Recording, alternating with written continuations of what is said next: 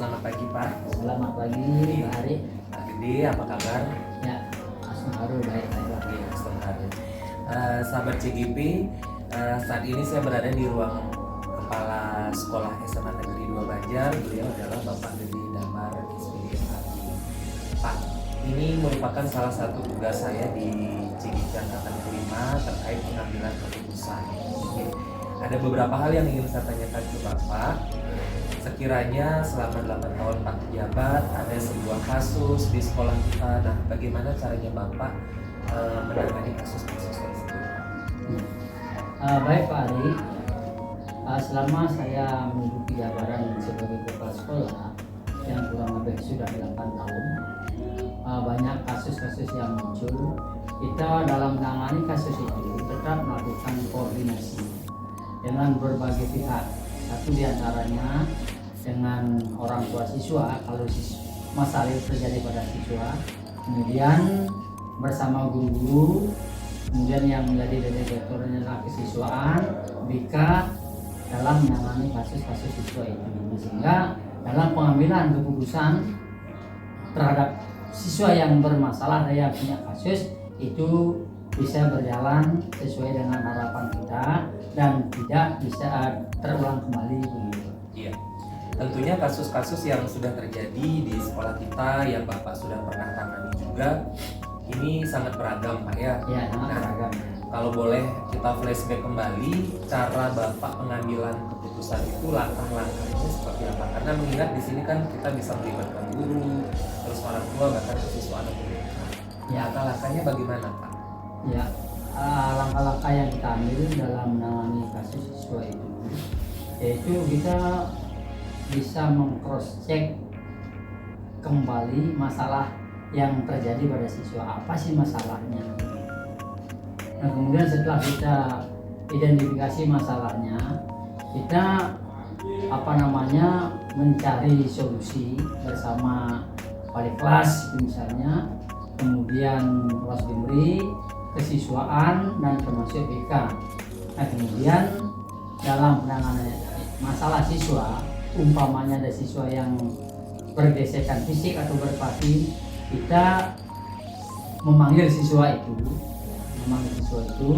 dengan satu persatu. Ya, saya tidak pernah memanggil siswa bersama menanyakan masalah, karena intinya semuanya ngaku benar begitu. Satu persatu apa sih masalahnya. Kemudian juga kita mengumpulkan saksi-saksi siapa yang melihat siswa yang bikin masalah atau bikin kasus itu. Nah, dari saksi siswa yang melihat kasus itu, ia akan terbuka. Seperti dulu ada kasus siswa yang kajian di kelas. Nah, kita dalam menangani itu kita mengambil salah satu siswa untuk menanyakan, tapi dijaga atau diskret. Siswa itu jangan sampai bocor, sehingga siswa yang menjadi saksi itu terbuka kepada saya selaku kepala sekolah, sehingga bisa tertangani. Nah Pak, itu salah satu contoh kasus. Nah, kasus lain mungkin ada yang sama, bahkan ada yang beda. Dalam penanganan ini Pak melibatkan banyak aspek, guru, siswa, guru BK, termasuk orang tua juga. Ada nggak tantangan yang Bapak hadapi dalam pengambilan kasus ini Pak? Jelas ada Pak Adi. Ya, masalahnya apa? Ketika siswa yang bermasalah, yang punya kasus, contohnya siswa yang berkelahi atau siswa yang kita pulangkan karena tidak membayar kewajibannya, itu terkadang penyampaian kepada orang tuanya tidak jujur. Nah, sehingga orang tua datang ke sekolah terkadang ya agak emosi. Ya, salah satu contoh kenapa anak saya tidak diizinkan untuk ikut ulangan. Nah, itu padahal kita dari pihak sekolah, pihak guru tidak berpikiran seperti itu. Hanya saja meminta orang tua datang ke sekolah untuk melakukan koordinasi. Ya, kenapa siswa itu tidak membayar? Khawatirnya orang tua sudah memberikan uang untuk pembayaran misalnya uang komite, tetapi digunakan lain biar ada keterpaduan penyampaian informasi dari orang tua kepada pihak sekolah. Baik. Ini sungguh bijak sekali Bapak Pak. Eh, dalam penanganan kasus nih, pertanyaan terakhir saya, adakah seseorang atau faktor-faktor yang memudahkan Bapak dalam mengambil keputusan? Karena maaf, ini kan tidak bisa sendiri, kan begitu Pak Nggih. Nah, dalam pengambilan keputusan ini mohon ditegaskan kembali siapa saja orang-orang tersebut dan faktor-faktor apa yang bisa memudahkan Bapak dalam mengambil keputusan. Ya, baik. Nah, baik Pak. Artinya yang sangat membantu kita dalam mengambil keputusan adalah satu diantaranya rekan-rekan guru yang memberikan informasi, kemudian dari saksi-saksi yang ada, terutama siswa yang melihat sebuah kejadian atau kasus yang terjadi pada temannya. Nah, sehingga kita dapat identifikasi masalahnya seperti itu. Oh, memang benar masalahnya seperti itu. Kita cepat mengambil keputusan atau kesimpulan. Iya Pak, terima kasih Bapak. Sahabat CGP, kita bisa simpulkan bahwa di dalam sebuah pengambilan keputusan ini harus dilaksanakan secara kolaboratif Pak, secara bersama-sama dan dilaksanakan dengan etika. Baik, terima kasih Pak obrolannya. Semoga apa yang Pak lakukan juga bisa saya gunakan sebagai motivasi dalam pengambilan keputusan nanti. Terima kasih Pak. Om Swastiastu. Halo sahabat CGP hebat. Perkenalkan, nama saya Didi Arisantika SPD, CGP angkatan kelima dari SMA Negeri 2 Banjar, Buleleng, Bali. Dan saat ini saya melakukan meeting online bersama salah satu kepala sekolah ternama. Ini bisa dikatakan ternama karena jam terbangnya sudah ke kancah nasional. Bahkan sekarang informasi terakhir yang bisa saya terima, beliau mendapatkan beasiswa di luar negeri. Selamat sore Ibu Dina. Baik, selamat sore Pak Ari Santika. Iya, sahabat CGP hebat, beliau ini adalah Ibu Putu Dina Yuniari SESPSI MPD. Wah, panjang sekali untuk beliau. Tentunya pengalaman beliau juga sangat panjang sekali ya Bapak Ibu. Beliau adalah Ibu Kapse, Ibu Kepala Sekolah di Yayasan Widya Saptana yang juga merupakan salah satu sekolah penggerak di Bali. Startnya jadi kepala sekolah dari tahun 2015 sampai sekarang ya Ibu Yuni ya. Ibu Dina ya, kita panggil Ibu Dina. Ya, betul sekali Pak Ari. Tapi sebelum lanjut ini supaya nanti informasinya benar, itu kebetulan saya kepala sekolah di TK Sila Kumara. Nah, TK Sila Kumara ini dinaungi oleh yayasan namanya Yayasan Widya Sentana. Gitu Pak Ari. Karena begini ya, dulu ketika saya bertandang ke Yayasan Widya Sentana ini, deretan lembaganya begitu banyak yang dikelola oleh Ibu Dina ya, salah satunya TK Sila Kumara ya. Baik Ibu Dina, terima kasih sebelumnya sudah meluangkan waktu untuk berbagi kepada saya dan juga civitas lainnya. Ini terkait tugas, salah satu tugas saya di LMS terkait bagaimana seorang pemimpin mengambil sebuah keputusan. Karena saya pun juga akan belajar banyak dari ya, tentunya di dalam perjalanan Ibu Dina sebagai seorang kepala sekolah dari tahun 2015 sampai saat ini, pasti ada kasus-kasus yang terjadi di sekolah. Walaupun lembaga TK itu sepertinya sangat kompleks juga kasus-kasusnya. Nah, bagaimana Ibu Dina dapat mengidentifikasi kasus-kasus tersebut yang mana kasus ini merupakan dilema etika atau yang mana kasus termasuk bujukan moral, itu bagaimana caranya Ibu Dina mengidentifikasi kasus-kasus ini? Oke, baik. Terima kasih sebelumnya Pak Ari atas kesempatannya dan kebetulan waktunya kita match ya hari ini, jadi kita bisa sharing gitu ya. Karena saya tahu juga Pak Ari jam terbangnya juga. Nah, begini Pak Ari, yang pertama kalau ditanya masalah itu tentang moral atau etika, biasanya kalau saya pribadi di sekolah, kami itu mengelompokkan masalah berdasarkan satu intern di guru bagaimana, dua di anak-anak bagaimana. Gitu. Jadi kami tentukan ini ternyata jika ada masalah, siapa yang bermasalah, apakah gurunya dengan cara mengajarnya atau metodenya, apakah memang anak-anaknya yang ada masalah atau dari background apa, itu kita bisa diskusikan bersama sebelum anak itu sampai di sekolah. Biasanya kita ada konseling itu sama parents. Baik, jadi dapat kita simpulkan bahwa trik dari Ibu Dina sebagai kepala sekolah dalam mengidentifikasi kasus itu dianalisis dulu Ibu nih, yang mana termasuk kasus etika, yang mana kasus moral, yang mana kasus guru atau anak, dan kemudian difasilitasi dengan parenting dan juga konseling gitu ya Ibu Dina ya. Kemudian bagaimana nih caranya Ibu Dina mengambil sebuah keputusan Ibu Dina dari kasus-kasus itu?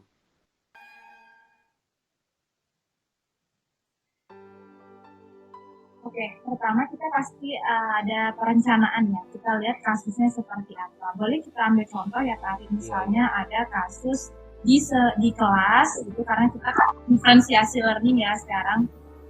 Betul. Di kelas anak-anak itu bebas belajar apa aja. Misalnya ada anak yang tidak mau bergabung nih dengan teman-temannya. Nah, itu kan jadi masalah di kelas. Kita cari tahu dulu kenapa nih anak tidak mau bergabung dengan teman sekelasnya, padahal mereka itu bermain bebas. Jadi di kami itu anak-anak bebas mau memilih mainan apa aja, tapi di awal kita pakainya itu sistem storytelling. Jadi kita pakai buku untuk memancing anak-anak mau belajar apa. Nah, ternyata ada satu anak ini, misalnya kita bawa buku ya, saya bawa buku, ini apa gitu, terus dia lain-lain. Nah, dia nggak mau nih gabung sama teman-temannya. Itu kan kita cari tahu dulu masalahnya apa, lalu kita discuss bersama-sama. Gurunya itu biasanya ada evaluasi, setiap hari Sabtu kita evaluasi kenapa si A ini tidak mau bergabung dengan teman-temannya.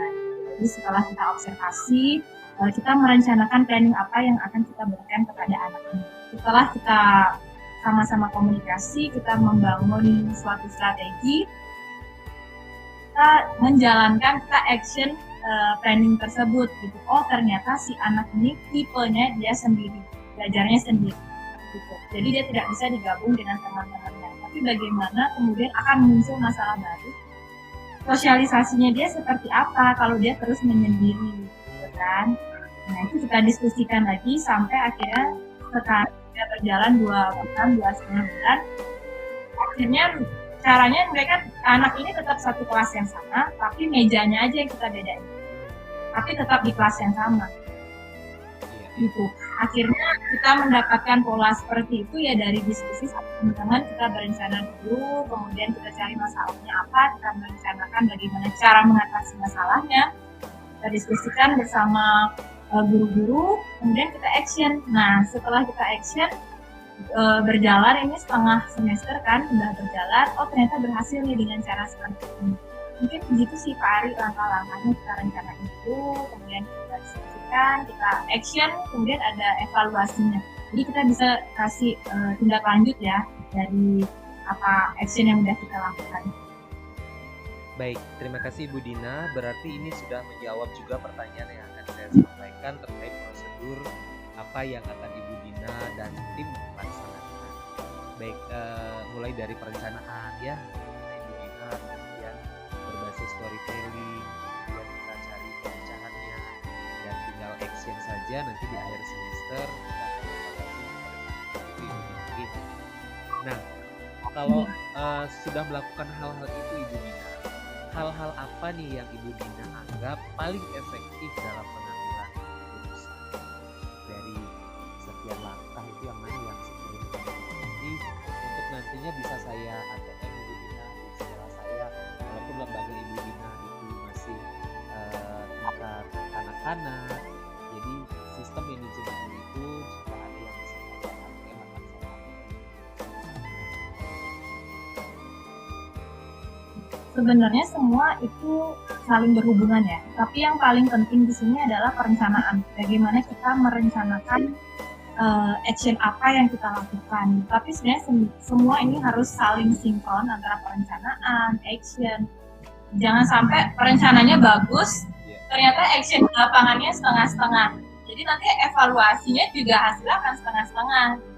Jadi di sini kita, kalau saya pribadi rencananya harus matang dulu, harus jelas nanti gurunya ngapain, si anak mau diapain, hasilnya anak akan bagaimana. Kalau dari kami perencanaan itu yang harusnya 80% lah harus siap dilaksanakan. Itu yang penting sih menurut saya, Pak. Baik. Nah, dalam pelaksanaannya itu Ibu Dina tentunya dari cerita Ibu Dina sudah pasti tidak bisa dilakukan sendiri. Jadi Ibu Dina punya teamwork untuk melaksanakan kegiatan atau penanganan kasus tersebut. Ada nggak selama ini tantangan yang Ibu Dina hadapi? Mungkin dari sisi murid, guru, atau bahkan orang tua. Ada nggak selama ini tantangan? Kalau tantangan pasti ada ya, karena setiap individu itu maunya banyak gitu. Ibu atau orang tua si A sama orang tua si B belum tentu sama gitu goalsnya kepada anaknya. Nah, dari kita ambil parents deh, dari orang tua si A mungkin maunya anaknya udah bisa baca tulis, itu kan lagi ini ya, lagi ini banget sama PKS. Terus yang ibu lain ya udah lihat ibu aja anaknya mau seperti apa, yang penting dia bersosialisasi. Tapi kita sebagai sekolah juga nggak bisa si A mau ini, si B mau ini, kita ambil semua gitu, nggak bisa. Bisa sih, cuman harus ada langkah-langkah yang kita lakukan. Nah, yang kami lakukan di awal tahun pelajaran itu, kami mengumpulkan orang tua itu seminggu sebelum sekolah dimulai. Jadi orang tua itu ikut ke sekolah, dia ikut ke kelas 1 minggu, full. Jadi pada saat anak-anaknya sekolah di Juli, suara itu anaknya udah siap, udah ready. Jadi kita kasih treatment ke orang tuanya sebenarnya 1 minggu ini. Kenapa? Satu, orang tuanya akan melepas anaknya ke sekolah. Itu dia akan kepikiran kan, ini dia ngapain aja. Jadi 1 minggu tuh sebenarnya yang di training itu adalah orang tuanya, baru anaknya. Tapi rasanya treatment itu juga untuk membiasakan orang tua mendidik anaknya juga di rumah kan, kita tidak serahkan semuanya ke lembaga.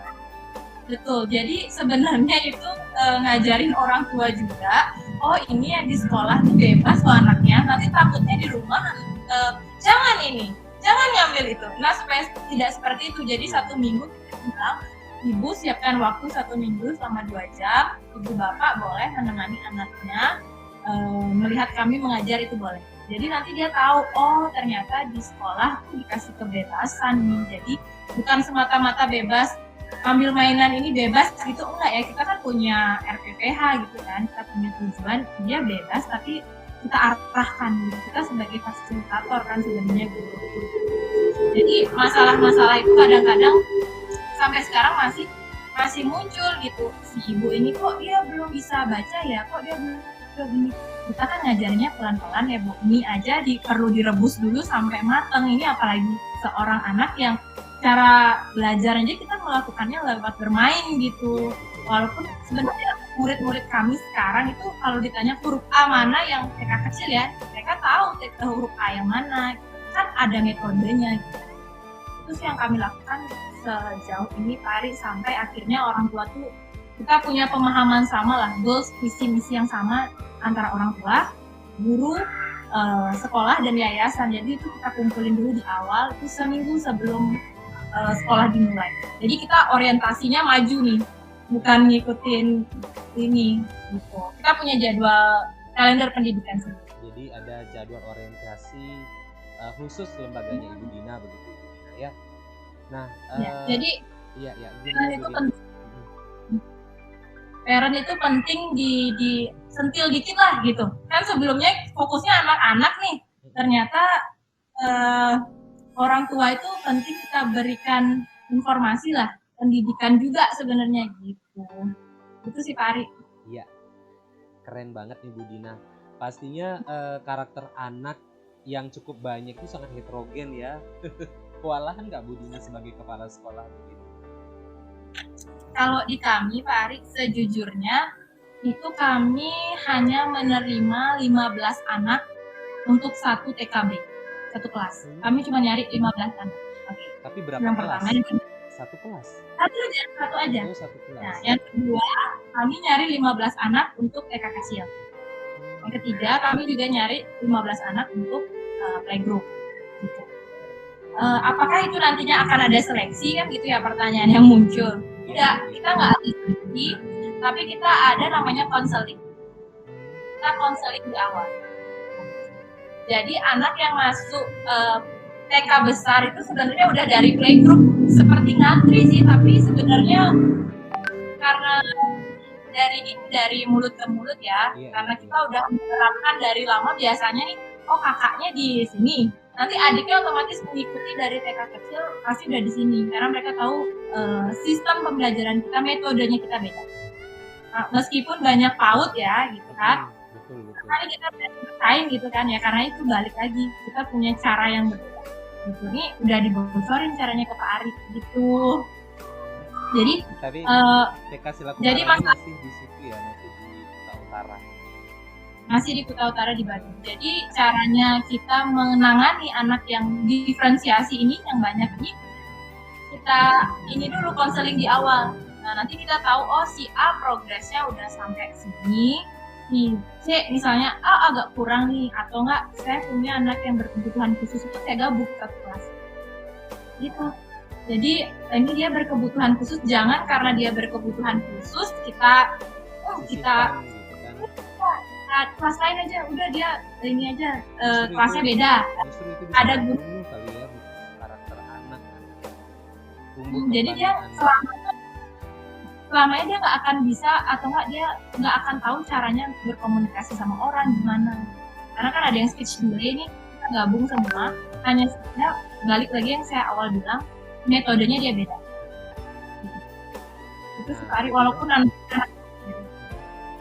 dari kasus-kasus yang Ibu Dina tangani, kan seandainya di dalam 1 minggu ada sekian kasus, atau 1 bulan sekian kasus, atau di setiap harinya mungkin akan ketemu kasus, ada nggak jadwal khusus untuk penanganan kasus-kasus itu? Atau setiap ketemu kasus diselesaikan, dicari keputusan, atau bagaimana? Atau ada jadwal-jadwal khusus nggak? Misalkan setiap hari Minggu itu pemecahan kasus-kasus selama 1 minggu belakang. Itu bagaimana Bu?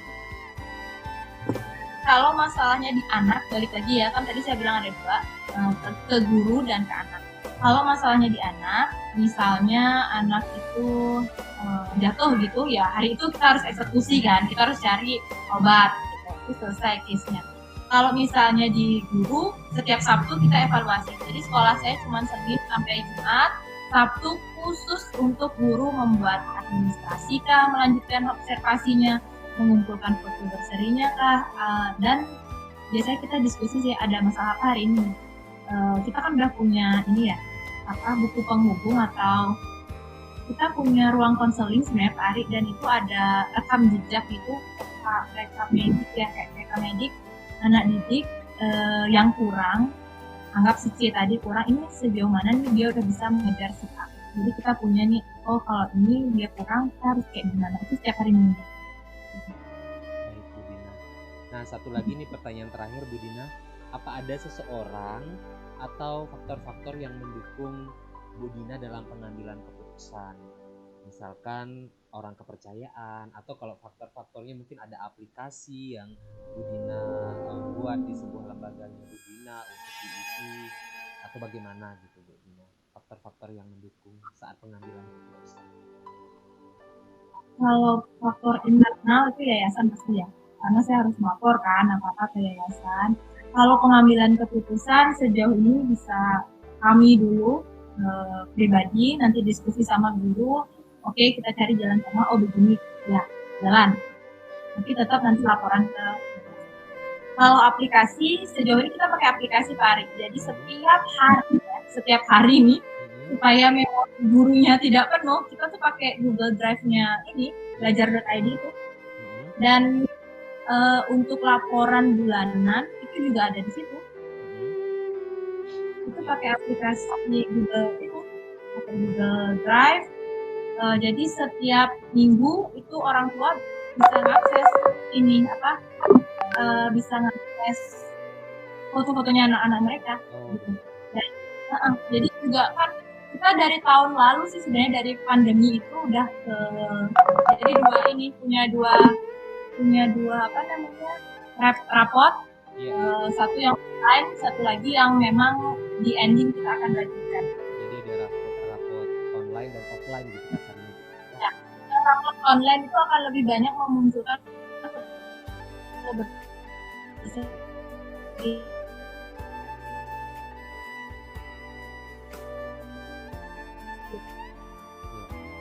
Baik Ibu Dina, rasanya sudah banyak sekali ilmu yang saya dapatkan dari Ibu Dina terkait bagaimana sosok pemimpin atau leader di sebuah lembaga dalam mengambil keputusan. Baik CGP hebat, ada banyak hal yang bisa saya tangkap dari obrolan kita hari ini, bahwa versinya Ibu Dina sebagai pimpinan di TK Sila Kumaran Kota Utara itu harus mengklasifikasikan terlebih dahulu masalahnya, apakah ini masalah pihak guru atau pihak murid. Okay? Kemudian setelah dianalisis itu masalahnya termasuk tergolong yang mana, kemudian pemecahannya dari sisi perencanaan, kemudian action, dan terakhir nanti dievaluasi. Dan mengenai rapot evaluasinya sendiri itu secara offline dan juga online, dan segala sesuatu itu terekam jejak aktivitas edukasinya itu di belajar. Itu Ibu Dina ya, kalau tidak salah saya menyimpulkan. Iya betul Pak Ari. Jadi saya mau menambahkan sedikit, mungkin kita ini anak-anak itu unik. Jadi gurunya harus lebih unik lagi, harus lebih kreatif lagi mencari cara untuk menyelamatkan anak-anak yang unik ini. Gitu. Karena tantangan kita ke depannya sebenarnya bukan anak-anak ya, bukan, sebenarnya kita melawan diri kita sendiri nih. Gimana caranya supaya anak-anak itu bisa menjadi generasi yang luar biasa ke depannya. Baik. Terima kasih Ibu Dina, obrolan hari ini saya akan belajar banyak dari Ibu Dina, dan esok jika ada kesempatan saya akan kembali Boleh, silakan. Terima kasih Ibu Dina, saya akhiri meeting online hari ini dengan mengucapkan salam. Terima kasih Ari kesempatannya. Semoga bermanfaat.